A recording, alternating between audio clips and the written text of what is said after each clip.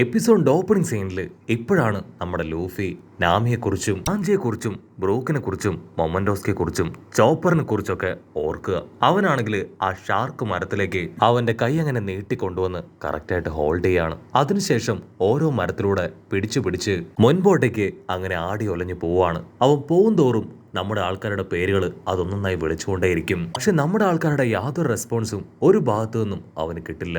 അപ്പൊ ദൂരത്തായിട്ട് ആ ട്രൈബ് ടീമിലെ വേറൊരുത്തൻ അവനാണെങ്കിൽ ലൂഫിയെ തന്നെ അങ്ങനെ നോക്കി നിൽക്കും. അതേസമയം നമ്മുടെ നാമിയുടെ ഡ്രസ്സ് അത് അടിച്ചു മാറ്റിയ ആ ട്രൈബ് പെണ്ണ് അവളാണെങ്കിൽ സോറോയായിട്ട് പൊരിഞ്ഞ അട്ടിയിടി ബഹളം. സോറോയ്ക്കാണെങ്കിൽ അവളുടെ പവർ കണ്ട് വിശ്വസിക്കാനാവില്ല. കാരണം ഇത്രയും പവറുള്ള ആരെയും അവൻ ഇതുവരെ കണ്ടിട്ടില്ല. അവനുമായിട്ട് കട്ടയ്ക്ക് അവൾ ഫൈറ്റ് ചെയ്യാണ്. ഇത്രയും പവറുള്ള ലേഡി, ഇവള് ശരിക്കും ഒരു വിചിത്ര ജീവി തന്നെയാണെന്ന് പറഞ്ഞ് അവനാണെങ്കിൽ അവളുമായിട്ട് പൊരിഞ്ഞ ഫൈറ്റ്. ആ വില്ലത്തി പെണ്ണും അതുപോലെ തന്നെ ആ ഒരു മുതലയും അവർ രണ്ടുപേരും ഇപ്പൊ പരസ്പരം സംസാരിക്കാൻ തുടങ്ങും. ഈ ഒരു ഐലാൻഡിലേക്ക് ഔട്ട്സൈഡേഴ്സ് വന്നുകൊണ്ടേയിരിക്കുകയാണ്. ഇത് ഗാർഡിയൻസ് അറിഞ്ഞ വലിയ കുഴപ്പമാവും. നമ്മുടെ ആൾക്കാർക്കാണെങ്കിൽ എന്താ നടക്കണേ, എന്തിനെ കുറിച്ചാ പറയണേന്നൊന്നും മനസ്സിലാവില്ല. ഇവിടെ ആ വില്ലത്തി പെണ്ണ് ക്യാരറ്റ് അവളെ കണ്ട് ഉസോപ്പ് വിളിച്ചു പറയും അവൾ ഇട്ടിരിക്കുന്നത് നാമിയുടെ ഡ്രസ്സാണ്. അവൾക്ക് നന്നായിട്ട് അറിയാം നാമി എവിടെ ഉണ്ടെന്ന്. റോബിനാണെങ്കിൽ അവളെ ശരിക്കൊന്ന് നോക്കും.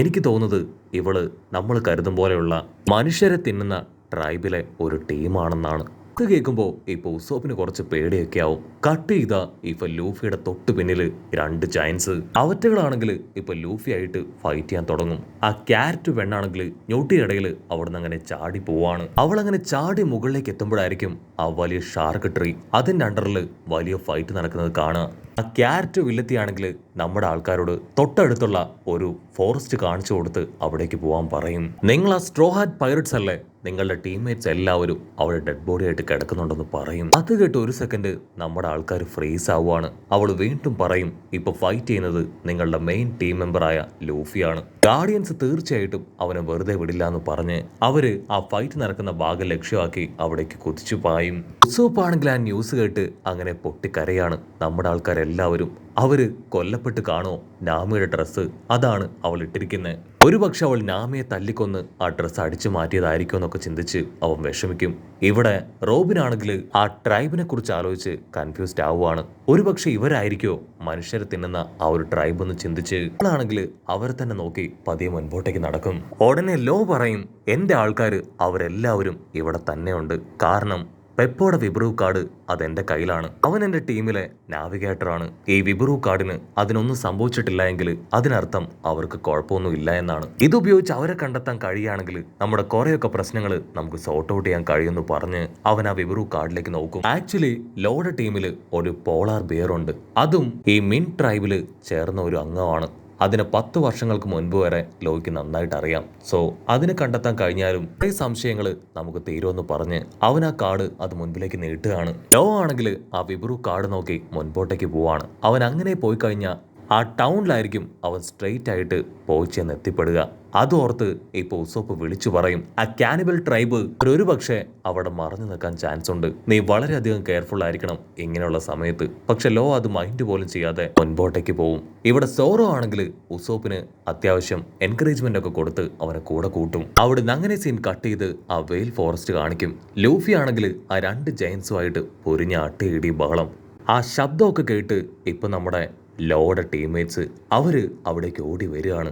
അവർക്ക് അത് ലൂഫിയാണെന്ന് മനസ്സിലാവും. ആ പോളാർ കരടിയാണെങ്കിൽ അവറ്റകളോട് ഫൈറ്റ് സ്റ്റോപ്പ് ചെയ്യാൻ പറയും. പക്ഷേ അവറ്റകളാണെങ്കിൽ ഫൈറ്റ് നിർത്താതെ ലൂഫിയെ പുറഞ്ചം ആഞ്ഞെട്ടിക്കും. അവനാണെങ്കിൽ നല്ല രീതിയിൽ അവറ്റകൾ ടഫ് കൊടുക്കുകയാണ്. ലൂഫിയും വിടാതെ അവറ്റകളെ തിരിച്ചിടിക്കും. അവറ്റകൾ രണ്ടും ഇപ്പോ വമ്പം ഫോഴ്സിൽ മൊരച്ച് ലൂഫിക്ക് നേരെ ഓടി വരും. ലൂഫി ആണെങ്കിൽ പവറൊക്കെ എടുത്ത് അവറ്റകളെ അറ്റാക്ക് ചെയ്യാൻ റെഡി ആയിട്ട് നിൽക്കും. അവറ്റകൾ അങ്ങനെ ഇടിക്കാൻ ക്ലോസ് എത്തേണ്ട താമസം നമ്മുടെ ക്യാരറ്റ് പെണ്ണ് അവൾ അവിടേക്ക് ചാടി വീണ് ഒരു ചുവന്ന തുണിയും കുറച്ച് വാഴപ്പഴവും അവർക്ക് നേരെ വലിച്ചെറിയും. ഗാർഡിയൻ സ്റ്റോപ്പ്, ഇവിടെ വെച്ച് നിങ്ങളെ അറ്റാക്ക് നിർത്തണം. അതിൽ ആ ജയന്റ് കാളയാണെങ്കിൽ ആ ചുവന്ന തുണിയിൽ പോയി ആ ഞെട്ടിക്കും. ആ ഗോർല ജയന്റ് അതാണെങ്കിൽ ആ പഴക്കൊല അത് ക്യാച്ച് ചെയ്യാണ്. അവരെ സ്റ്റോപ്പ് ചെയ്യാൻ ഇത് മാത്രമാണ് ഏക വഴി. ഉടനെ ഡോഗ് ഫേസ് ഉള്ള ഒരു പെണ്ണ് അവിടേക്ക് വരും. അവള് പറയും, ഞങ്ങൾ നിങ്ങളോട് ഫൈറ്റ് ചെയ്യാൻ വന്നവരല്ല. സോ ഞങ്ങളോട് ആവശ്യമില്ലാതെ ഫൈറ്റ് ചെയ്യാനോ ഞങ്ങളുടെ കാര്യത്തിൽ ഇടപെടാനോ പാടില്ല. ഞങ്ങൾ എല്ലാവരും ഒരു ട്രൈബ് ടീമാണ്. നിങ്ങളോട് ഫൈറ്റ് ചെയ്തത് ഗാർഡിയൻസ് ആണ്. ഞങ്ങൾക്ക് ആർക്കും നിങ്ങളോട് ഫൈറ്റ് ചെയ്യണമെന്ന് യാതൊരു താല്പര്യവുമില്ല. നിങ്ങൾ ആരാണെന്നും എന്താണെന്നും ഞങ്ങൾക്ക് നന്നായിട്ട് അറിയാം. ലൂഫി ആണെങ്കിൽ അവരെ എല്ലാവരും നോക്കും. അവരെ കാണുമ്പോൾ ലൂഫിക്ക് ചോപ്പറിനായിരിക്കും ഓർമ്മ വരിക.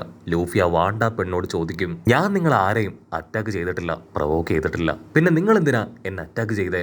അതിനാ വാണ്ട പെണ്ണ് പറയും, നിങ്ങൾ എല്ലാവരും ഇൻക്ലൂഡേഴ്സ് ആണ്. പുറത്തുള്ളവർക്ക് ഇവിടെ പ്രവേശനമില്ല. അതുകൊണ്ടാണ് ഇവർ നിങ്ങളോട് ഫൈറ്റ് ചെയ്തത്. നിങ്ങൾ ഇവിടേക്ക് ഒരു കാരണവശാലും വരാൻ പാടില്ല. നിങ്ങൾ ഇങ്ങോട്ടേക്ക് വന്നതാണ് നിങ്ങൾ ചെയ്ത തെറ്റ്. പക്ഷെ കുഴപ്പമില്ല, ഓഡിയൻസിന്റെ കയ്യിൽ നിന്ന് ഞങ്ങൾ നിങ്ങളെ പ്രൊട്ടക്ട് ചെയ്യാം. യാതൊരു പ്രശ്നം ഉണ്ടാക്കാതെ ഞങ്ങളുടെ കൂടെ വരണമെന്ന് പറയും. അതിനുശേഷം ആ വാണ്ട പെണ്ണ് അവൾ മുകളിലുള്ള ഒരു ജാഗുറിനെ നോക്കുകയാണ്. ഗാർഡിയൻസ് ഇവര് അറിയാതെ ഇവിടേക്ക് വന്നതാണ്. ഇവര് പ്രോബ്ലംസ് ഒന്നും ക്രിയേറ്റ് ചെയ്യില്ല.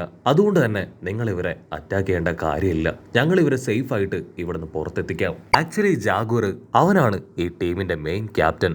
ആ വാണ്ട പെണ്ണ് അവിടെ ഉണ്ടായിരുന്ന എല്ലാവരെയും വിളിച്ച് അവിടുന്ന് കടന്നു പോകും. ലൂഫി ആണെങ്കിൽ വണ്ടർ അടിക്കും, ഇത്ര ആൾക്കാർ ഇവിടെ പതുങ്ങി നിൽപ്പുണ്ടായിരുന്നോ, ദിസ് ഇസ് അൺബിലീവബിൾ എന്ന് പറഞ്ഞ് ചുറ്റും നോക്കും. അടുത്ത നിമിഷം നമ്മുടെ ലോർഡ് അസിസ്റ്റൻസ് അവരാണെങ്കിൽ ഓടി ലൂഫിയുടെ അടുത്തേക്ക് വരികയാണ്. ലൂഫിക്കാണെങ്കിൽ ആദ്യം അവരാരാണെന്ന് മനസ്സിലാവില്ല. അതിനുശേഷം ഫൈറ്റ് ചെയ്തതും അവർ ടൈം സ്പെൻഡ് ചെയ്തതും ലോർഡ് അസിസ്റ്റൻസ് ആണെന്നുള്ള കാര്യവും അങ്ങനെ എല്ലാ കാര്യങ്ങളും പറയും. അവരാണെങ്കിൽ ഇപ്പൊ ഗാർഡിയൻസിനെ അസിസ്റ്റ് ചെയ്യാണ്. അവർ ഡെയിലി ന്യൂസ് പേപ്പർ വായിക്കുന്നതുകൊണ്ട് തന്നെ ലോയും ലൂഫിയും അവർ രണ്ടുപേരും ഒന്നായ കാര്യം അവർ ഓൾറെഡി അറിഞ്ഞിരുന്നു. ലൂഫി ആണെങ്കിൽ ലോ ഇവിടേക്ക് വന്ന കാര്യം അവരറിയിക്കും. അത് കേൾക്കുമ്പോൾ അവർക്ക് ഡബിൾ സന്തോഷം. കട്ട് ചെയ്ത ആ എലിഫന്റിന്റെ ഒത്ത നടുക്കുള്ള ഒരു ടൗൺ കാണിക്കുകയാണ്. അവിടെ ബിൽഡിങ്ങുകളെല്ലാം ഇടിഞ്ഞ് തകർന്ന് വീണ് കിടക്കുകയാണ്. ഉസോപ്പിനാണെങ്കിൽ ആ സിറ്റിയൊക്കെ കാണുമ്പോൾ കുറച്ച് പേടിയാവും. അവനാണെങ്കിൽ നമുക്ക് എത്രയും വേഗം നമ്മുടെ ആൾക്കാരെ കണ്ടെത്തി ഇവിടുന്ന് പോകാമെന്ന് പറയും. പക്ഷെ റോബിൻ അവളാണെങ്കിൽ ക്യാഷ്വലായി ഓരോ വീടുകളിലും അങ്ങനെ കയറി ഇറങ്ങി നടക്കും. അപ്പോഴായിരിക്കും അവിടെ ഒരു കാര്യം ശ്രദ്ധിക്കുക, ചില വീടുകളിൽ ഫുഡൊക്കെ റെഡിയാക്കി വെച്ചിരിക്കുകയാണ്. സോ അതിനർത്ഥം ഇവിടെ ഉണ്ടായിരുന്ന ജനങ്ങൾ വളരെ റീസെന്റ് ആയിട്ടാണ് ഇവിടം വിട്ട് പോയത്. ടോറോ ഉസോപ്പോ ആണെങ്കിൽ അവിടെയെല്ലാം അങ്ങനെ ചുറ്റി നടന്ന് കാണും. ഇവിടെ റോബിന് മനസ്സിലാവും ഈ ഒരു വലിയ കൊളാപ്സ് അത് വളരെ റീസെന്റ് ആയിട്ടാണ് ഇവിടെ നടന്നത്.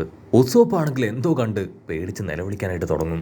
ആണെങ്കിൽ ഷോക്കായിട്ട് ഒരു ചുമരിലേക്ക് നോക്കി നിൽക്കുകയാണ്. കാരണം വലിയ നഖങ്ങൾ വെച്ച് ചുമരിൽ സ്ക്രാച്ച് ചെയ്ത അടയാളം അവൻ കാണും.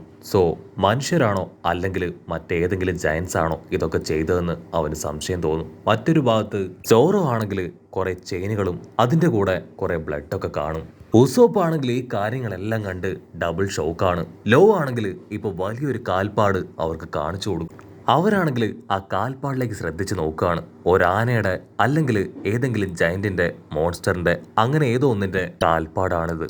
റോബിൻ ആണെങ്കിൽ തീർത്ത് പറയും, 1-2 ആഴ്ചക്കുള്ളിലാണ് ഈ ഒരു സിറ്റി അത് മുഴുവൻ തകർത്ത് കളഞ്ഞത്. അതേസമയം ഇവിടെ വാണ്ട അവളും ആ ഒരു ഐലാൻഡിന് സംഭവിച്ച കാര്യങ്ങൾ ലൂഫിയോട് തുറന്നു പറഞ്ഞു. ഒരാഴ്ചക്ക് മുൻപ് വരെ ഇവിടെ ഉണ്ടായിരുന്നവരെല്ലാവരും ഹാപ്പി ആയിട്ടാണ് ഇവിടെ ജീവിച്ചത്. ആ ജാക്ക് അവൻ ഒറ്റ ഒരുത്തനാണ് ഇതിന് കാരണം എന്ന് അവൾ പറയുമ്പോഴേക്കും അവിടെ മുഴുവൻ അങ്ങനെ കിടുങ്ങി വിറക്കുകയാണ്. അവളാണെങ്കിൽ ആ ഒരു ഓർമ്മയിൽ അങ്ങനെ പേടിച്ചു നിൽക്കും. ആ ശബ്ദം കേൾക്കേണ്ട താമസം അവരെല്ലാവരും നിലവിളിച്ച് ഓടുകയാണ്. മുൻപ് സാഞ്ചിയും ടീമും പെട്ടുപോയ ആ ഒരു വലിയ വോൾക്കാനോ റെയിൻ അത് വീണ്ടും അവിടെ സംഭവിക്കാൻ പോവാണ്. വാണ്ട ലൂഫിയോട് ആ മുതലയുടെ മുകളിൽ കയറാൻ പറയും. നിന്റെ ഫ്രണ്ട്സിന്റെ അടുത്തേക്ക് ഞാൻ നിന്നെ കൊണ്ടുപോകാന്ന് പറയും. അത് കേട്ട് ലൂഫിക്ക് ഭയങ്കര സന്തോഷം. പക്ഷെ അവളുടെ ഫേസ് അതങ്ങനെ മുഴുവനായിട്ടും സാഡായിട്ടിരിക്കുകയാണ്. അവനാണെങ്കിൽ അവളുടെ മുഖത്തേക്ക് തന്നെ നോക്കി ചില കാര്യങ്ങൾ അത് മനസ്സിലാക്കുന്നതോട് കൂടെ ഈ ഒരു എപ്പിസോഡും അവസാനിക്കുന്നു. എപ്പിസോഡ് ഇഷ്ടപ്പെടുകയാണെങ്കിൽ തീർച്ചയായിട്ടും ലൈക്ക് ചെയ്യാനും കമന്റ് ചെയ്യാനും ഷെയർ ചെയ്യാനും മറക്കല്ലേ. അടുത്തൊരു അടിപൊളി എപ്പിസോഡുമായിട്ട് കാണുന്നവരെ it's me with Mallu episode.